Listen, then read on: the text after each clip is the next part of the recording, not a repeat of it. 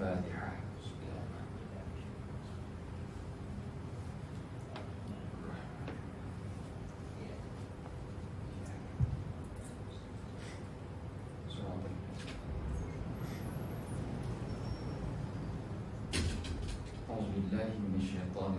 Bismillahirrahmanirrahim. Assalamualaikum warahmatullahi wabarakatuh. Alhamdulillahirabbil alamin wa bihi nasta'in. Asyhadu an la ilaha illallah wahdahu la syarika lah. Wa asyhadu anna sayyidana Muhammadan abduhu wa rasuluh. Allahumma shalli wa sallim wa barik ala sayyidina Muhammad alihi wa sahbihi wa barik wa sallim. Allah rabbi syrah li sadri wa yassir li amri wahlul 'uqdatam min lisani yafqahu qawli. Amma ba'd. Allah Ta'ala wa laqad arsalna Nuhan ila qaumihi inni lakum nazirun mubin. Dan demi sesungguhnya kami telah utuskan Nabi Nuh, lalu ia memberitahu kaumnya dengan berkata, sesungguhnya aku ini seorang Rasul yang ditugaskan untuk memberi amaran kepada kamu. Muslimin dan muslimat yang dirahmati oleh Allah Ta'ala, izinkan untuk tengah hari ini, sementara menanti masuknya waktu solat fardu zuhur, untuk kita tadabbur, berkongsi satu cerita yang dimuatkan di dalam Al-Quran, iaitulah kisah Nabi Nuh alaihissalam. Allah Ta'ala menyebutkan dalam satu ayat, wa kullan naqussu 'alaika min anba'ir rusul ma nusabbitu bihi fu'adak. Daripada surah Hud ayat 120. Kata Allah, dan tatkala kami ceritakan kepada engkau wahai Muhammad akan perihal para rasul terdahulu, ia bertujuan untuk memuatkan hati engkau. Daripada ayat ini kita dapat satu pengajaran yang penting. Apabila kita membelik kisah-kisah di dalam Al-Quran,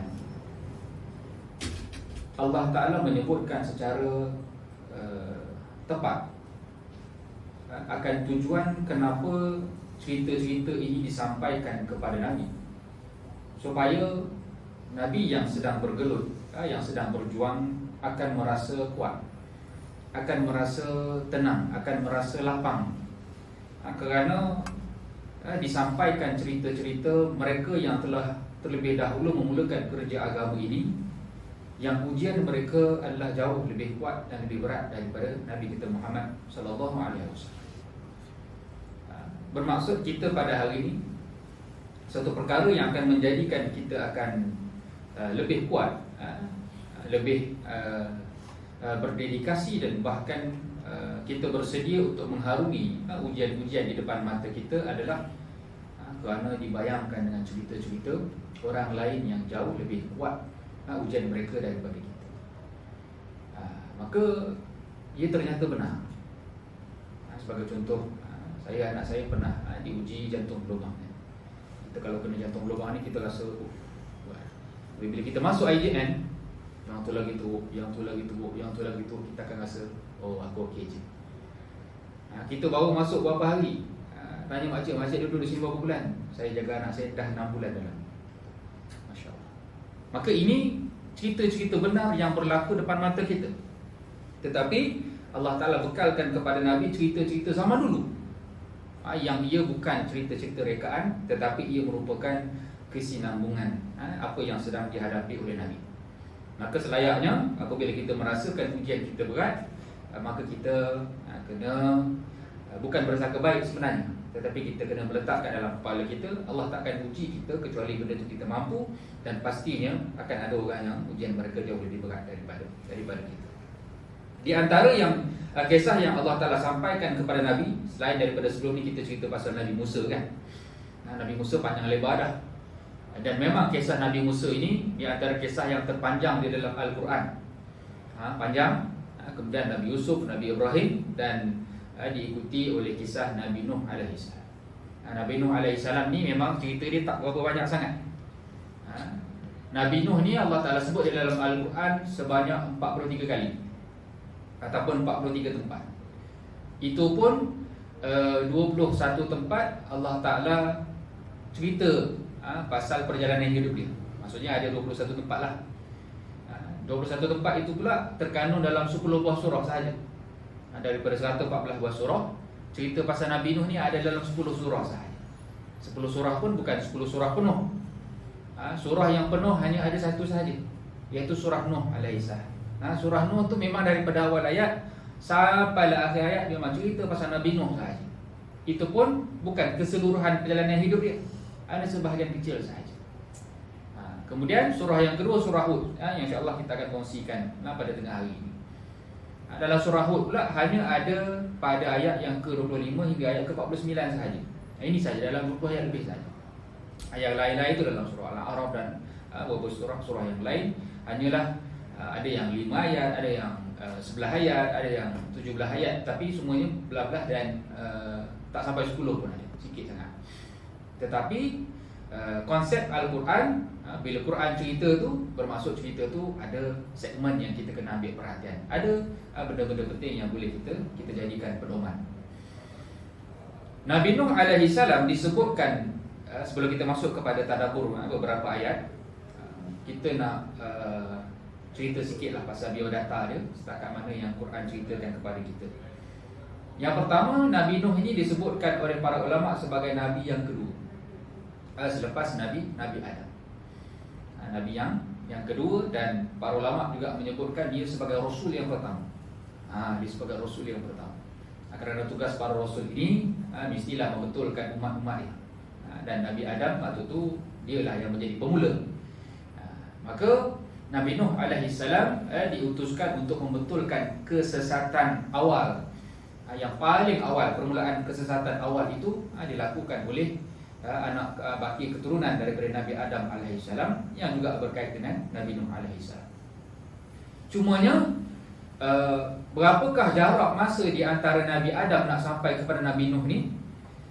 Ini di antara perbahasan yang dibincangkan oleh para ulama. Walaupun kalau kita nyanyi lagu Raihan, lepas Nabi Adam naik dia Adam, Idris maka Idris ni, nak kata para ulama,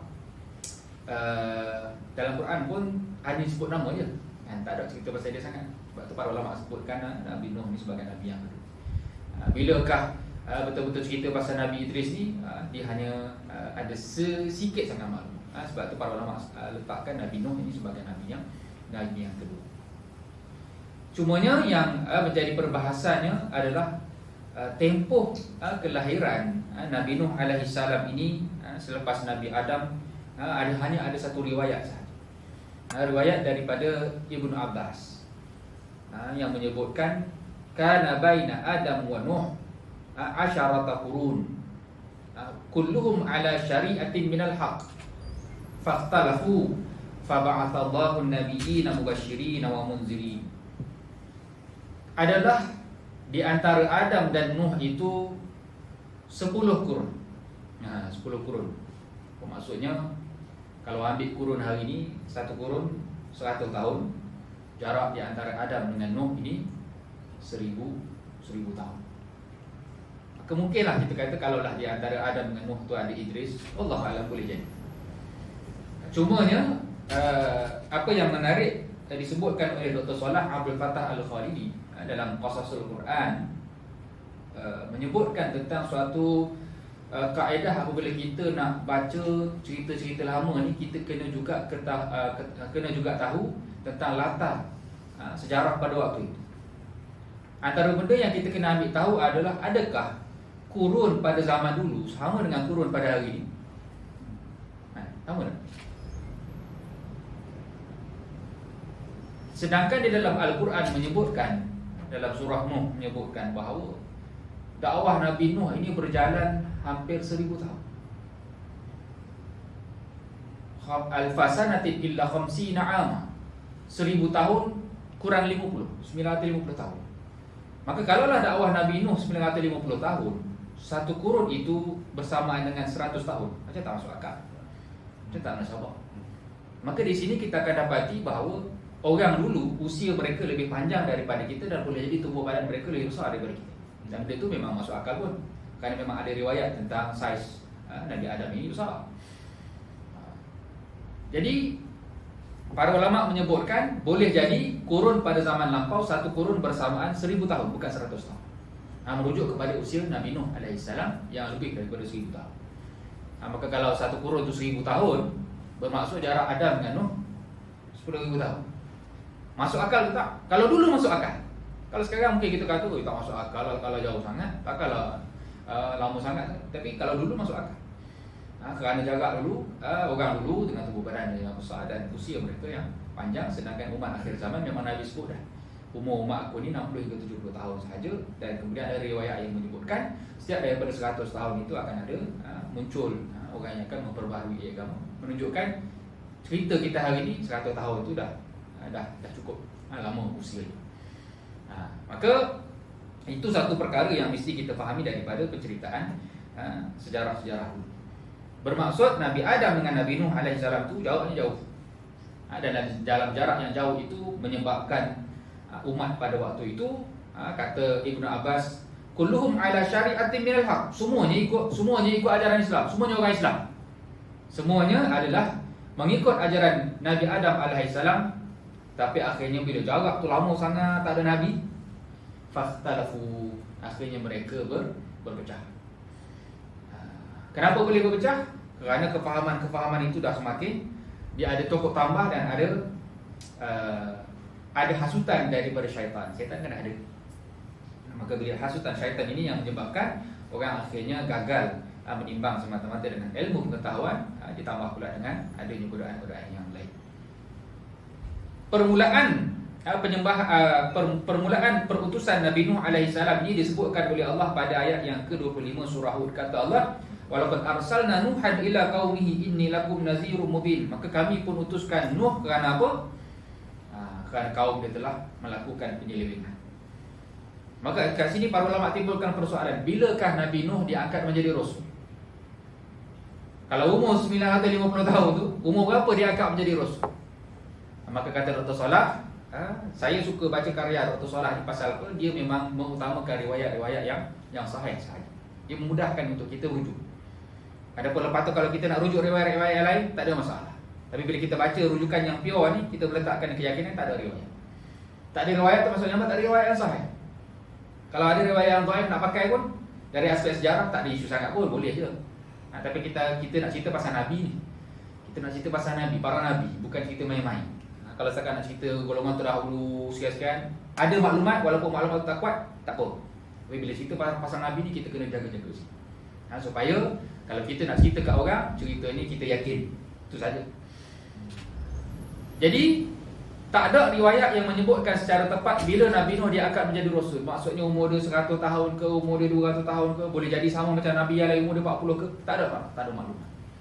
Kita tak tahu macam mana zaman dahulu dia punya proses umur membesar tu, tak ada. Cuma Dr. Salah apabila menyaring cerita pasal Nabi Nuh ni, membahagikan usia Nabi Nuh ni kepada 3 fasa. Tu je dia boleh buat. Fasa pertama daripada permulaan dia lahir sampailah dia angkat menjadi rasul. Ini fasa pertama. Dan cerita fasa pertama ni tak ada cerita langsung. Dalam Quran tak ada, dalam hadis pun tak ada. Nabi Musa ada. Kita cerita detailkan pasal Nabi Musa kan. Masa dah lahir, disusukan, duduk kat istana sampailah dia tumbuk orang, kelari ke Madian, panjang cerita pasal dia. Nabi Nuh tak ada. Masa nak boleh diangkat menjadi rasul pun ada cerita Nabi Musa naik ke Jabal Tursina nak cari api. Ingatkan api itu adalah api orang-orang yang duduk kat kampung, nak pergi minta bantuan. Rupanya api itu adalah panggilan wahyu daripada Allah Ta'ala. Nabi kita Muhammad pun cerita detail. Nabi Ibrahim pun ada cerita. Nabi Daud ada cerita. Tapi Nabi Nuh tak. Kerana apa? Jarak dia dengan kita ni terlalu jauh. Jauh sangat. Maka Allah Ta'ala kata cerita-cerita macam ni tak payah ambil pun tak apa. Maka cukup kita ambil fasa kedua, cerita permulaan dia diangkat menjadi rasul, sampailah kepada berlabuhnya kapal yang dinaiki oleh Nabi Nuh di Bukit Judi. Maka ini fasa kedua yang paling banyak chapter dalam Quran. Maka dalam 10 surah, dalam 43 kali sebutan di dalam Quran itu ataupun 21 kali itu, semuanya ambil fasa yang kedua. Fasa yang ketiga, lepas kapal itu selamat berlabuh, sampailah Nabi Nuh wafat, tak ada cerita sangat. Tak ada cerita sangat sebenarnya. Banyak yang kita ambil pasal Nabi Nuh ni banyaknya Israelian. Saiz kapal Nabi Nuh, berapa ramai orang yang duduk dalam kapal, siapa nama anak-anak Nabi Nuh, apa lagi, kayu apa yang digunakan untuk buat kapal kat Nabi Nuh sampai kita buat tasbih. Allah. Ni Israiliyat lah. Tapi kita ambil tu maklumat tu macam betul dah. Saya tidaklah tolak 100%, tapi cara kita sampaikan maklumat ini kayu kapal Bahtera Nabi Nuh. Oh, dia punya keyakinan itu over. Sedangkan Quran dan hadis tak sebut pun. Kalau kata mungkin, okey, tak ada masalah. Tapi kalau lah ribuan tahun kayu elok lagi, pelik juga. Pelik juga.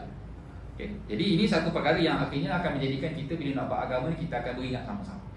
Maka apa yang saya nak sampaikan hari ini adalah lebih kepada berkaitan macam mana permulaan dakwah Nabi Nuh itu yang bermula dengan penyelewengan kaum-kaum dia. Macam mana kaum dia boleh menyeleweng?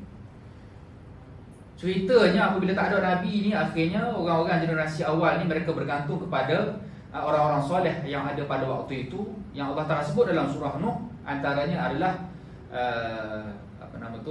Nasra, Ya'uq, Yaghus, dan 2 orang lagi, 5 orang soleh yang ada selepas daripada itu. Mereka lah yang menjadi petunjuk, pedoman kepada orang-orang yang nak melakukan ketaatan. Tapi akhirnya Allah Ta'ala matikan seorang demi seorang sampailah kesemuanya mati. Maka orang yang ada pada waktu itu, untuk mereka membuktikan kecintaan, rasa rindu, rasa kehilangan, mereka buat patung. Mereka ukir patung.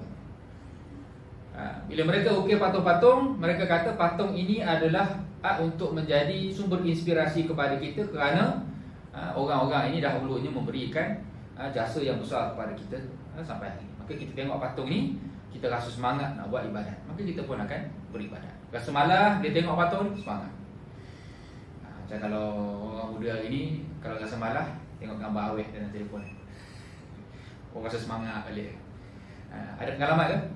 Kalau ada pengalaman tu, kenangan-kenangan kita lah kan. Tak ada dompet lah, lain ni letak handset je lah kan.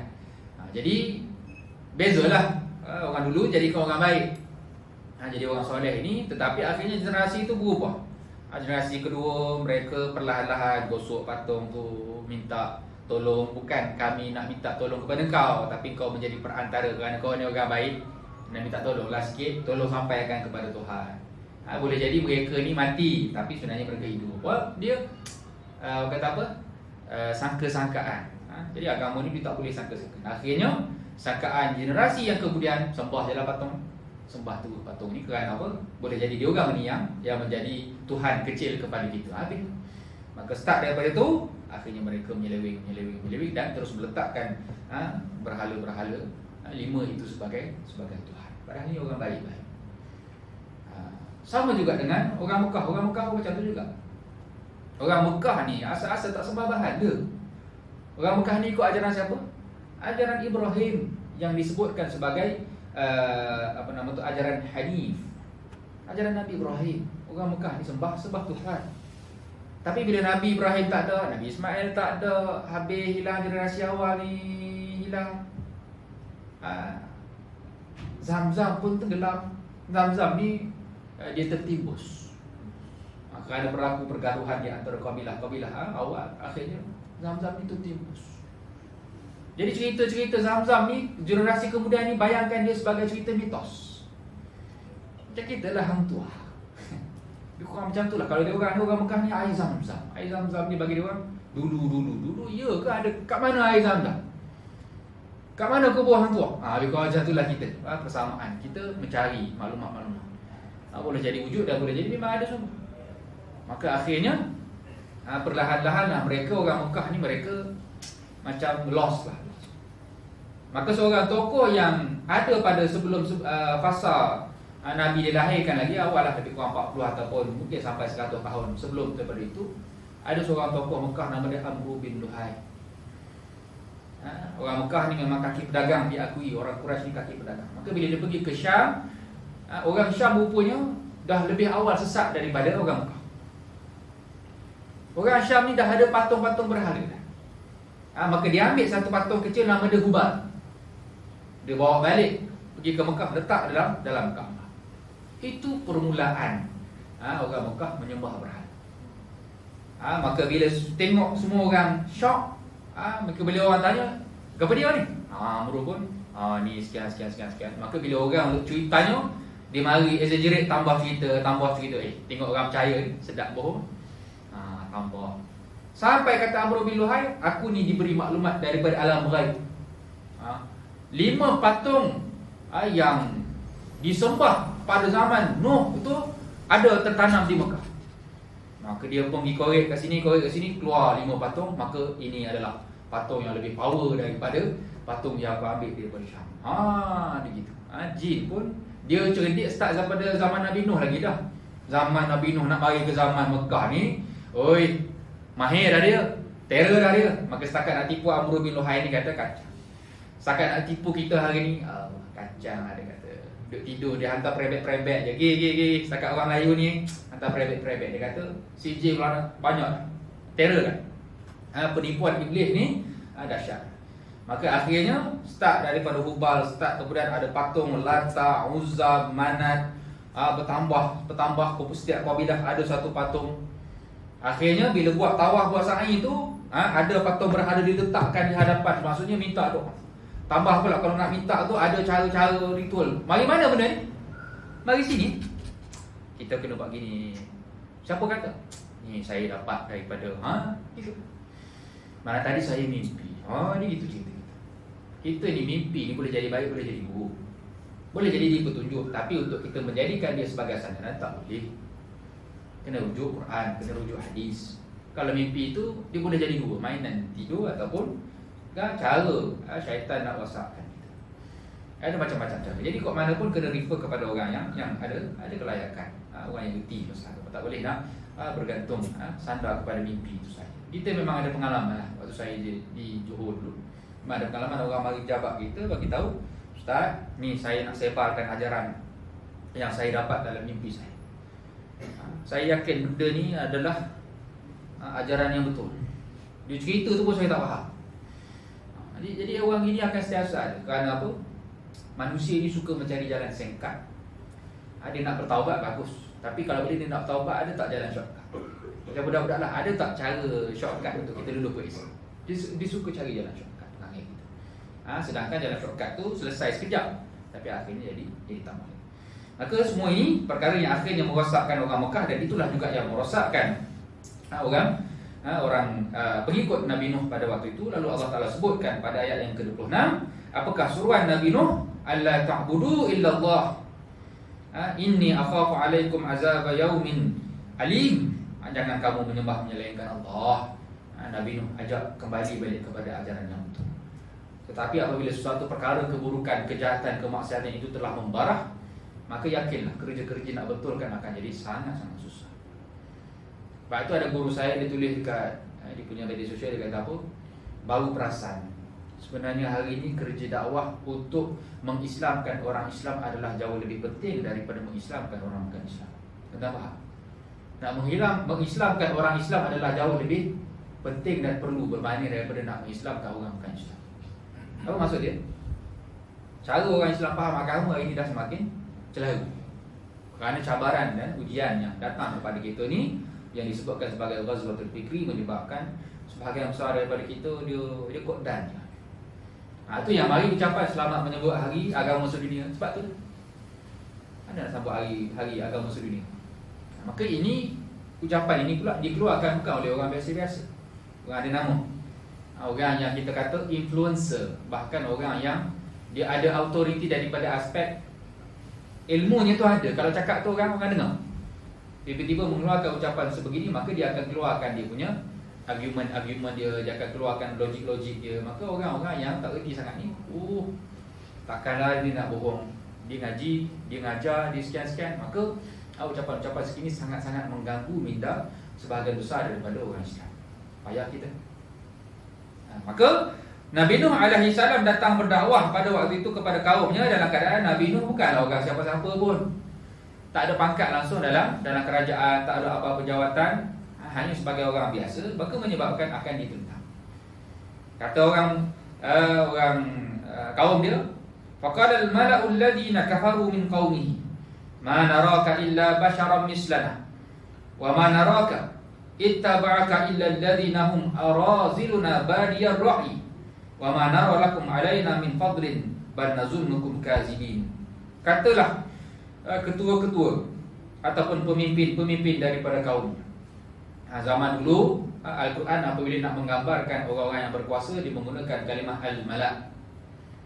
Al-Mala' ini adalah pemimpin-pemimpin kerajaan waktu dulu. Hari ini kita panggil Al-Malik, Raja, Rais, dan apa-apa juga lah istilah-istilah pada hari.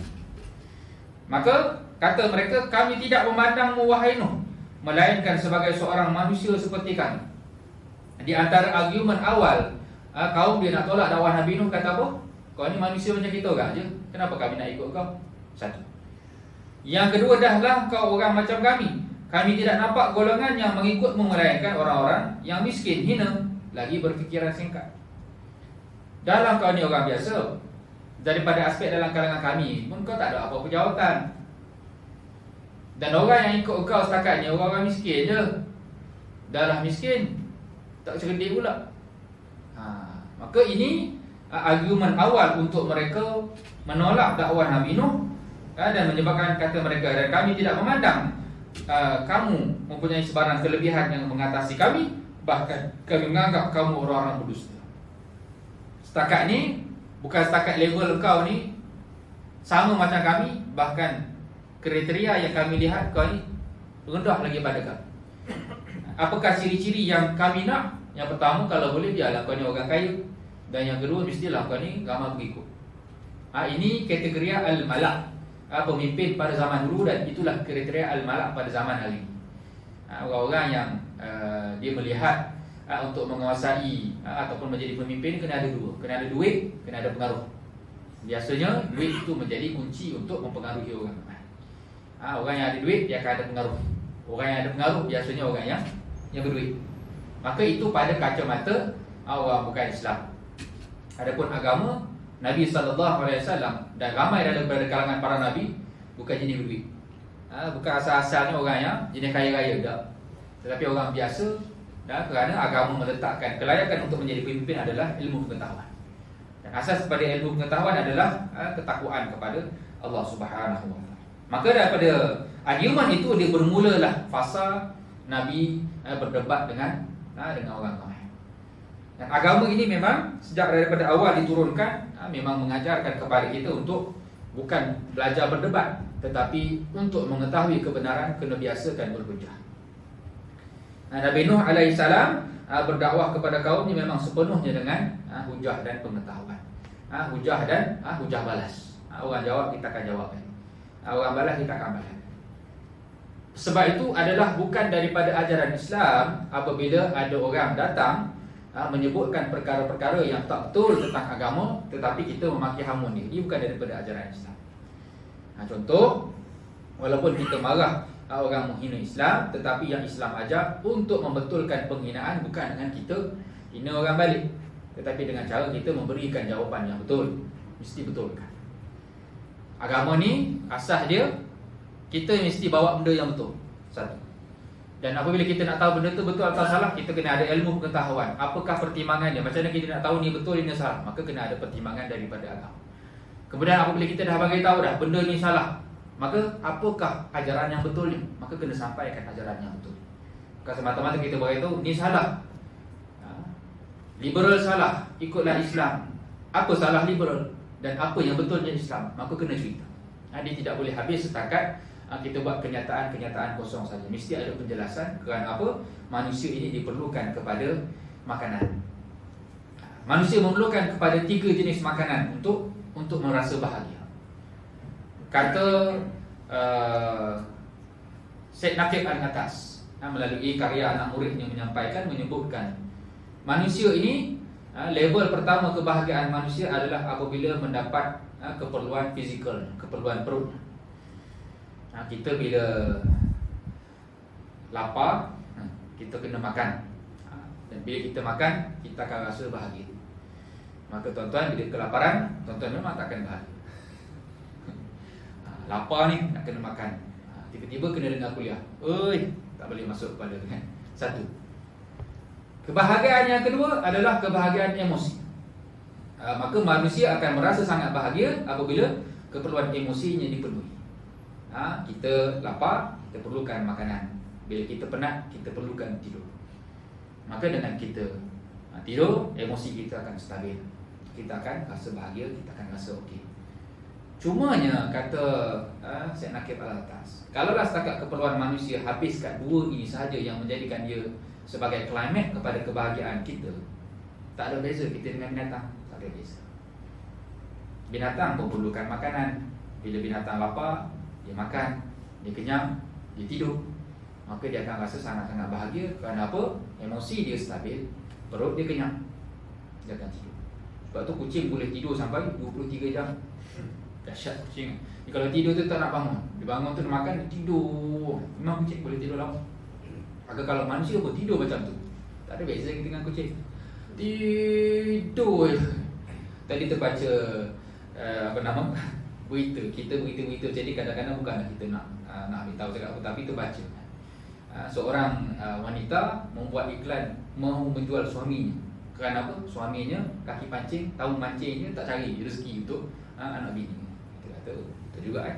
Memancing itu menghilangkan tension, keperluan emosi lah. Tapi keperluan anak isteri, keperluan juga. Tak jadi juga.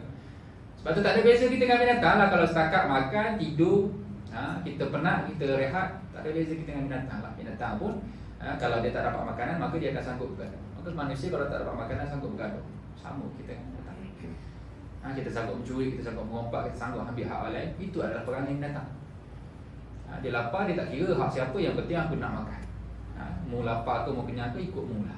Penting aku nak makan. Sebab itu manusia memerlukan kepada kebahagiaan yang ketiga, iaitu kebahagiaan intelektual kita. Akal kita perlukan makanan. Dia tak sama dengan binatang. Binatang dia tidak ada kemampuan intelektual sebagaimana manusia, dia tak ada. Walaupun ada binatang yang cerdik, dia cerdik itu bukan kerana dia belajar melalui pendidikan, kerana cerdik otaknya, tak. Tetapi manusia binatang dia ada fitrah. Maka kalau dia belajar itu pun dia adalah kerana dia melalui fitrah dia sendiri. Dia akan reti. Tetapi manusia tak. Manusia boleh berkembang dan boleh jadi lebih daripada apa yang dia nak. Kerana apa? Itu kemampuan yang Allah Ta'ala berikan kepada manusia, tidak kepada binatang. Jadi kita kena ada makanan akal, otak kita. Sebab itu ada orang yang memang diobses dengan ilmu pengetahuan. Dia akan sanggup berlapar dan dia akan sanggup tak tidur. Kerana apa? Yang paling penting dia nakkan jawapan-jawapan dalam kepala dia selesai. Selagi mana tak selesai apa yang ada dalam kepala dia ni, dia tak akan boleh tidur dan dia tak akan makan. Kita lah kerja tak settle, jajak sikit lagi. Jajak lapar, tak boleh, nak kena settle. Kerana apa? Masalah ni kena settle.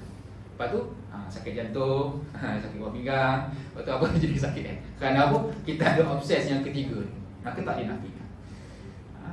Tetapi kalaulah setakat manusia meletakkan keperluan dia kepada keperluan intelektual sahaja, dia akan rasa bahagia. Tetap dia masih lagi belum sempurna kemanusiaannya. Kerana apa? Manusia pada hari ini apabila meletakkan intelek itu paling tinggi, akhirnya dia akan lawan Tuhan. Sebab tu keluar ucapan-ucapan kita nak sambut hari agama sedunia, semua agama sama, kita tak boleh nak kata ke agama lain, boleh jadi agama lain betul, kita tak semestinya betul. Ucapan-ucapan ni lahir kerana apa? Kerana keperluan intelektual dia tak ada yang menjadi pendinding di bahagian atas. Maka kita ada keperluan yang terakhir yang dinamakan sebagai keperluan iman. Keperluan iman inilah yang menyempurnakan tiga keperluan yang tadi itu.